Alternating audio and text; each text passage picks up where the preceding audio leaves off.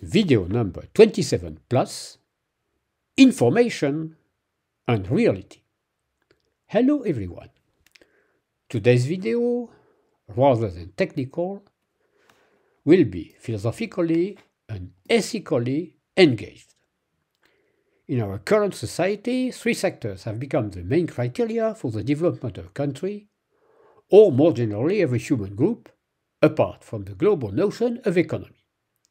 These are energy, information, and communication. You will notice that none of these three words has a rigorous definition. The most rational of them, energy, having just a definition via dimensional analysis, its value is typically non-intrinsic, defined up to an additive constant for potential energies, and even worse in the case of kinetic energy. But today's topic is about information. This word is currently thrown around in more or less scientific contexts, and in my opinion, rather less than more. The emergence of IT, which also impacts the communication sector, has obviously contributed a great deal to the recurrence of this term in mediatic discourses. There exists a rigorous mathematical theory of information, developed by Claude Shannon, a powerful scientific tool based on relevant probabilistic concepts. But what you generally hear about information in the media has little to do with either science or even just common sense. Things start to go wrong when the term information is used about things that we don't actually know much about. Obviously, with a peak in quantum mechanics and genetics, that is to say, the most recent and poorly understood fields. If the word information suddenly arises in a typical pseudo-scientific context, prepare not your gun, but your thinking machine, because somebody is certainly trying to manipulate you. I will just take two examples. Example 1, black holes. The crux here is annihilation or conservation of the information encoded in the objects digested by the monster. This is an abusive generalization of the idea that no luminous information can come out of the black hole. First, this does not automatically imply a change of nature for the objects themselves. See my video on black holes and in particular the non-singular giant black holes at low density.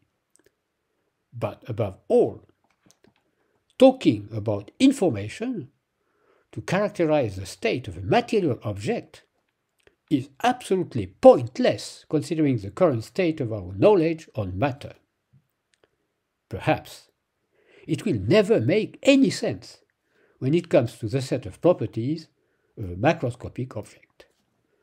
But it's a good pretext to talk about black holes and justify funding for increasingly esoteric research in cosmology. Example 2.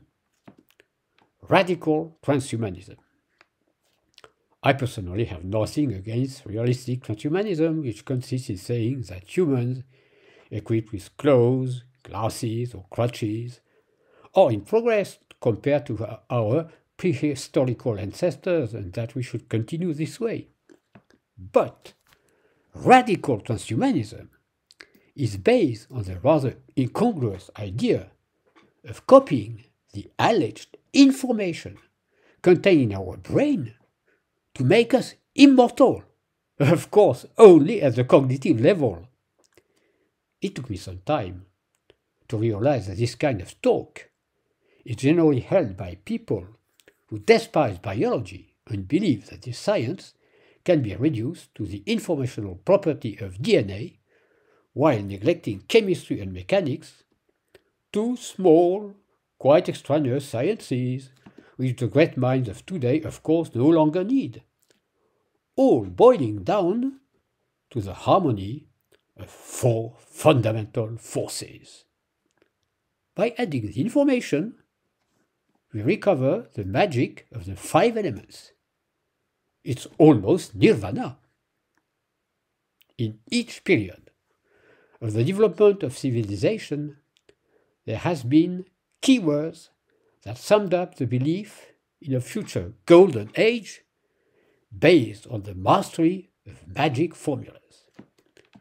It is reasonable to think that this golden age will never happen, and that today, like yesterday, the magic formulas will only convince weak minds which cannot perceive the infinite complexity of our environment.